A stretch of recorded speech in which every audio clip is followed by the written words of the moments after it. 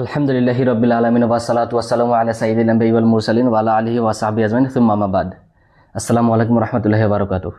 তো আমি কি আলোচনা করেছিল কোরআন সম্পর্কে, আৰু কি পালো যে সুপাৰ কম্পিউটাৰে কি উত্তৰ দিলে যে ইটস ইম্পসিবল, কোৰআন বনোৱা ইম্পসিবল। সুপাৰ কম্পিউটাৰে এটা এনসাৰ দি দিলে।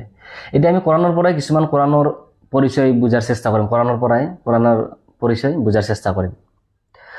তো আমি কোরআন শরীফক আমি কোরআন শরীফ বুলি কওঁ, মই নিজে কওঁ কোরআন শরীফ বুলি। আচলতে আল্লাহে কোরআনক কেতিয়াও কোরআন শরীফ বুলি কোৱা নাই আৰু কত কোৱা নাই। শৰীফ ভাল নাম, কোৰআন শৰীফ বুলি ক'ব পাৰি, সম্মানিত কোৰআন শৰীফ, সম্মানিত কোৰআন ক'ব পাৰি, কিন্তু আল্লাহে কেতিয়াও কোৱা নাই। আল্লাহে কেতিয়াবা ইয়াক কোৰআন মাজিদ নাম দিছে, কোৰআনুল হাকিম কৈছে, তাৰপিছত কেতিয়াবা কিতাপ কৈছে, কেতিয়াবা ফুৰকান কৈছে। আল্লাহ পাকে কোৰআনত কৈ আছে যে কি বাল হুৱা কুৰআনুম মাজিদ ফি লাউহিম মাহফুজ, ফি লাউহিম মাহফুজ। আল্লাহ তাআলাই লৌহে মাহফুজত মানে কি কৰিছে, এই কোৰআন মজিদক আল্লাহ পাকে সুৰক্ষিত কৰি ৰাখিছে। বাল হুৱা কুৰআনুম মাজিদ, কোৰআন মাজিদ বুলি কৈছে। লৌহে মাহফুজ 7 আসমানৰ ওপৰত, লৌহে মাহফুজ 7 আসমানৰ ওপৰত। তুলুহুমা বাইনা সামাই ওয়াল আৰদ, আসমানৰ উচ্চতা যিমান লৌহে মাহফুজৰ উচ্চতা সিমান। আৰু কৈ আছে যে ওয়া আৰদুহুমা বাইনাল মাশৰিকি ইলাল মাগৰিবি, পৃথিৱীৰ পূবৰ পৰা পশ্চিমলৈ যিমান বহল লৌহে মাহফুজ সিমান বহল। আৰু কৈ আছে কি ওহুৱা মিন দুৰৰাতি বাইদাম, যে চিকমিকিয়া হীৰাৰ দ্বাৰা তৈয়াৰী, চিকমিকিয়া হীৰাৰ দ্বাৰা তৈয়াৰী লৌহে মাহফুজ। আল্লাহ পাকে ইমান ধুনীয়া ঘৰত কোৰআন শৰীফক সংৰক্ষিত কৰি ৰাখিছে। বাল হুৱা কুৰআনুম মাজিদ ফি লাউহিম মাহফুজ। তো আল্লাহ পাকে কোৰআনৰ এটা আয়াতত কোৰআনক কোৰআনুল হাকিম বুলি কৈছে। সূৰা ইয়াসিনত, সূৰা ইয়াসিন প্ৰথম আয়াততে আছে কি আছে, ইয়াসিন ওয়াল কুৰআনিল হাকিম, প্ৰজ্ঞাময় কোৰআন, কোৰআনুল হাকিম বুলি কৈছে। তাৰপিছত সূৰা ওয়াকিয়াত আল্লাহ পাকে, সূৰা ওয়াকিয়াৰ এটা আয়াতত আল্লাহ পাকে কোরআনক কুরআনুল কারীম বুলি কৈছে।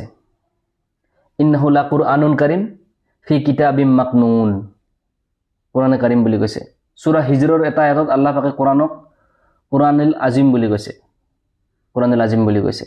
তো আল্লাহ পাকে এনেকৈ কোৰআনৰ বিভিন্ন নাম দিছে। কোরআনক কেতিয়াবা আল্লাহ পাকে কোরআনক কিতাব নাম দিছে, কিতাব। মা ফাররাতনা ফিল কিতাবি মিন শাইইন, যে এই কিতাবত আমি একো বাকি এৰা নাই। আল্লাহ পাকে এই কিতাবত একো বাকি এৰা নাই, সব কিছু লিখি দিছে, সব কিছু লিখি দিছে। জমিনৰ ভিতৰৰ পৰা, ভূগৰ্ভৰ পৰা একদম মহাকাশলৈকে লিখি দিছে। আপোনাৰ পৰিয়াল পৰিচালনাৰ পৰা ৰাষ্ট্ৰ পৰিচালনাৰ কথা লিখি দিছে, আপোনাৰ সাহিত্যৰ পৰা বিজ্ঞানলৈ সব কথা একো বাকি এৰা নাই। পৃথিৱীৰ সমস্ত কথা ইয়াতে লুকাই আছে, সমস্ত হিকমত ইয়াতে লুকাই আছে। সকলো ধৰণৰ কথা আল্লাহ পাকে ইয়াতে কোৰআনত লিপিবদ্ধ কৰি দিছে, লিখি দিছে। আৰু নাম দিছে আল কিতাব। মা ফাৰৰাতনা ফিল কিতাব, কিতাব বুলি কৈছে।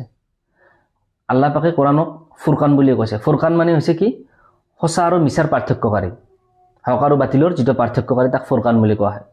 তাবাৰাকাল্লাযী নাযালাল ফুৰকানা আলা আবদিহি লিয়াকুনা লিল আলামিনা নাযীৰ, আল্লাহ পাকে কোৰআনত কৈ আছে যে আল্লাহে কোৰআনক ফুৰকান বনাই পঠাইছে যাতে নবীয়ে সৃষ্টি জগতক সতৰ্ক কৰি দিব পাৰে। আল্লাহ পাকে কোৰআনক কেতিয়াবা জিকিৰ বুলি কৈছে, জিকিৰ। ইন্না নাহনু নাযালনা যিক্ৰা ওয়া ইন্না লাহু হাফিজুন ওয়া ইন্না লাহু লাহাফিজুন, যে নিশ্চয় আমিয়ে কোরআন অৱতীৰ্ণ কৰিছোঁ আৰু নিশ্চয় আমিয়ে ইয়াৰ সংৰক্ষক, আল্লাহ পাকে কোৰআনত কৈ আছে। কেতিয়াবা জিকিৰ বুলি কৈ আছে। তো এনেধৰণৰ আল্লাহ পাকে কোৰআনত বিভিন্ন ধৰণৰ নাম দিছে কোৰআনক।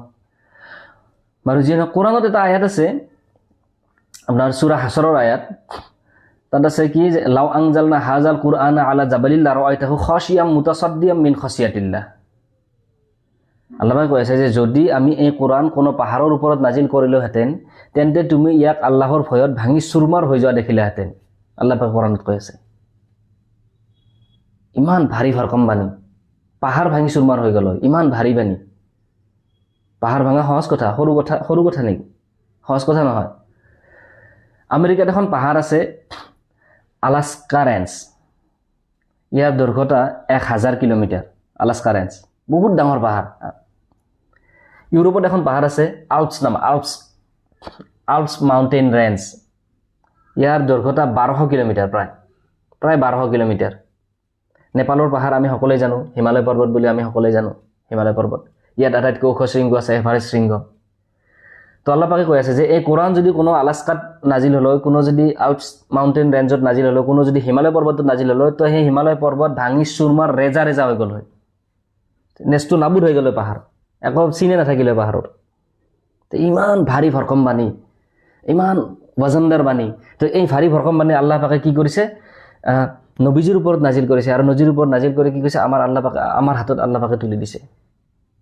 আৰু এতিয়া আমি নিজকে নিজে প্ৰশ্ন কৰোঁ, এই কোৰাণৰ হক আমি আদায় কৰিছোঁনে? এই কোৰাণ শিকা, কোৰাণ বুজাৰ চেষ্টা কৰিছোঁনে? এই কোৰাণৰ হুকুম হাকামক আমি মানিব চেষ্টা কৰিছোঁনে? খেলা হৈ আছে, কিন্তু বহুত ডাঙৰ খেলা হৈ আছে। এইটো এলাকেলা বাণী নহয়, বহুত ভাৰী বাণী, আল্লাহ পাকে বহুত ৱজনদাৰ বাণী। আল্লাহ পাকে কোৰাণত নিজে কৈ আছে, ইন্না সানুলকি আলাইকা কওলান সাকিলা, ইন্না সানুলকি আলাইকা কওলান সাকিলা, আল্লাহ পাকে কোৰাণত কৈ আছে, নিশ্চয় আমি তোমাৰ প্ৰতি এটি বহুত মানে গধুৰ বাণী অৱতীৰ্ণ কৰিম, আল্লাহ পাকে নবীজিক কৈ আছে। তো এই কোৰাণ যেতিয়া ঠাণ্ডাৰ দিনত নাজিল হৈছিল নবীজিৰ ওপৰত, যেতিয়া নাজিল হৈছিল, তো নবীজি ঘামি গৈছিল।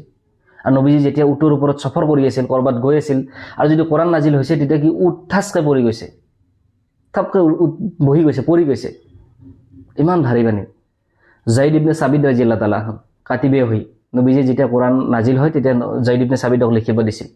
নবীজি দহৰে থাকে, জাইদ ইবনে সাবিত ৰাদিয়াল্লাহু তাআলা আনহু লিখি থাকে। তো জাইদ ইবনে সাবিত ৰাদিয়াল্লাহু তাআলা আনহু কয় যে এবাৰ নবীজিয়ে মোৰ কোলাত মাথাটো দি কেনে শুই আছিল, নবীজিৰ মাথাটো জাইদ ইবনে সাবিতৰ কোলাত আছিল, শুই আছিল নবীজি। আৰু সেইটো সাহাবাৰ কাৰণে বহুত, সেইটো মানে এনেকুৱা এটা মোমেণ্ট, যিটো মোমেণ্ট সাহাবাই কোনোদিন হেৰাব নিবিচাৰে। নবীজিৰ সংস্পৰ্শত অহা, নবীজিৰ লগত থকা, নবীজিৰ চহবতত থকা, আৰু তাৰোপৰি ইছলামৰ কাৰণে কুৰবানী কৰা, ইছলামৰ কাৰণে কষ্ট কৰা, সাহাবাৰ এইটো বহুত ডাঙৰ সিফাত আছিল। এইটো বহুত ডাঙৰ তেওঁলোকৰ, এইটো মানে এইটো কি ক'ম আৰু, ভাষা নাই। তো নবীজি শুই আছে, তো সেই মুহূৰ্তত কোৰাণ নাজিল হ'ল, আৰু জাইদ ইবনে সাবিত ৰাদিয়াল্লাহু তাআলা কয় যে মোৰ এনেকুৱা লাগিছে যেন মোৰ ভৰিখন ছিঙি যাব,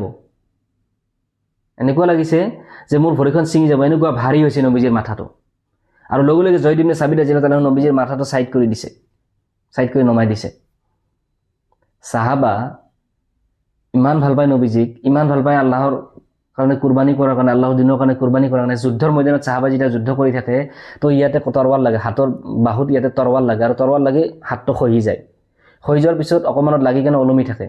আৰু যেতিয়া বাকী হাতেৰে, এইখন হাতেৰে যেতিয়া তৰৱাৰ চলাব লগা হয় যুদ্ধৰ ময়দানত, কি হয়, এইখন হাতৰ কাৰণে অসুবিধা পাই থাকে। তাৰপিছত সাহাবা কি কৰে, হালি কেনে ভৰিৰে গছকি ধৰি হাতখন টানি ছিঙি দিয়ে। এনেকৈ কষ্ট কৰাৰ সাহাবাৰ মানে মিছাল আছে, উদাহৰণ আছে হিষ্ট্ৰীত। আমিতো চিৰাত নপঢ়োৱে, চিৰাত নাজানোৱে, চিৰাত বুজাৰ চেষ্টাই কৰা নাই। চাওক, চিৰাত যেতিয়া নুবুজিম, চিৰাত যেতিয়া নাজানিম, কোৰাণ বুজা বহুত মুস্কিল হৈ যাব, দিন বুজা বহুত মুস্কিল হৈ যাব। আমি চিৰাত পঢ়িব লাগে। বাৰু যিয়ে নহওক, তো জাইদ ইবনে সাবিত ৰাদিয়াল্লাহু তাআলা আনহু নবীজিৰ মাথাটো ছাইড কৰি দিছে। তো ইমান ভাৰী ভৰকম বাণী। তো এনেকুৱা ভাৰী ভৰকম বাণী আমি কি কৰি আছোঁ? ইয়াৰ হক আদায় কৰিছোঁ জানো? নিশ্চয় আদায় কৰিব পৰা নাই। ইয়াৰ সোধপোছ হ'ব, আমাক আল্লাহ পাকে সুধিব। আমি চব ভাষা জানিলোঁ, চব কথা জানিলোঁ, চব বুজিব জানিলোঁ, গোটেই পৃথিৱীৰ জিন্দগীটো, দুনিয়াৰ জিন্দগীটো কেনেকৈ কটাব লাগে, সেইটো A to Z আমি জানো, পূৰা চিডিউল কৰি থৈ দিছোঁ। ফিউচাৰ প্লেনিং আছে আমাৰ, ডাঙৰ প্লেনিং কৰি থৈ দিছোঁ। ল'ৰা ছোৱালীক অমুকত পঢ়াম, জিন্দগীত এইটো কৰিম, সেইটো কৰিম, দীঘলীয়া সপোন ৰাখি থৈ দিছোঁ।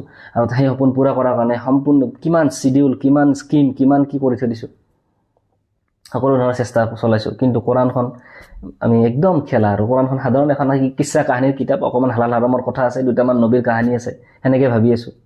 নহয় ভাইহত,